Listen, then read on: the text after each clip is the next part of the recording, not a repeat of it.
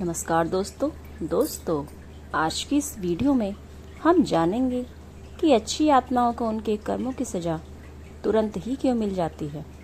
दोस्तों, मनुष्य योनि ही एक ऐसी योनि है जिसमें इंसान अपना कर्म बना सकता है। इसके अलावा और किसी भी योनि में जीवात्मा अपना कर्म नहीं बना सकती। दोस्तों, जब हम दूसरों का भला करते हैं तो कहीं न कहीं हम सभी के भी कुछ अच्छी आत्माएं, ईश्वर या एंसेस्टर्स मदद करते रहते हैं। दोस्तों, आत्माएं दो प्रकार की होती हैं, अच्छी आत्मा और बुरी आत्मा। अच्छी आत्मा का अवचेतन मन जागृत होता है। ये कभी किसी का बुरा नहीं करती हैं। ये अपना नुकसान करके भी दूसरों का भला करती हैं। ये कभी किसी का बुरा नहीं करती, जबकि जो बुरी आत्माएं होती हैं वो दूसरों को नुकसान पहुंचाती हैं।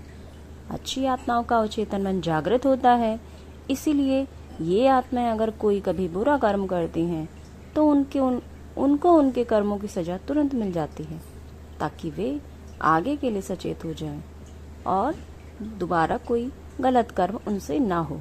जबकि जो बुरी आत्माएं होती हैं उन्हें उनके बुरे कर्मों की सजा मिलती है, लेकिन तुरंत नहीं मिलती। उनके बुरे कर्म संचित होते रहते हैं और उन्हें उनके बुरे कर्मों की सजा एक साथ मिलती है।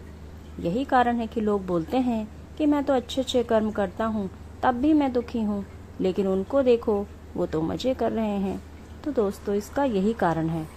अब आप कहेंगे कि ये तो अच्छा है, ये तो बढ़िया है कि बुरे कर्म करते रहो और मजे करते रहो, फल तो अंत में ही मिलेगा।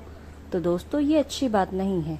ईश्वर ने हमें यहाँ भेजा है अच्छे कर्म करने के लिए, इसीलिए ईश्वर अच्छी आत्माओं को तुरंत सतर्क कर देते हैं, चाहे वह किसी भी रूप में हो, चाहे आप दुखी हो जाएं या आपके साथ कुछ बुरा हो जाए या कुछ और भी। जबकि जो बुरी आत्माएं होती हैं उन्हें उनके कर्मों की सजा मिलती है, लेकिन संचित होकर। दोस्तों, इसीलिए ईश्वर ने आपको भेजा है, तो आप अच्छे कर्म करते रहिए, अच्छे कर्म करिए और दूसरों को देखकर अपने मन को मत भटकाइए। दोस्तों, जब हमारी सोल इस धरती पर आती है तो ईश्वर उस सोल कांटेक्ट करते हैं कि आपको धरती पर जाकर ये काम करने हैं। तो दोस्तों, कोशिश यही करें कि आपको ईश्वर के पास जाकर शर्मिंदा ना होना पड़े। राधे राधे।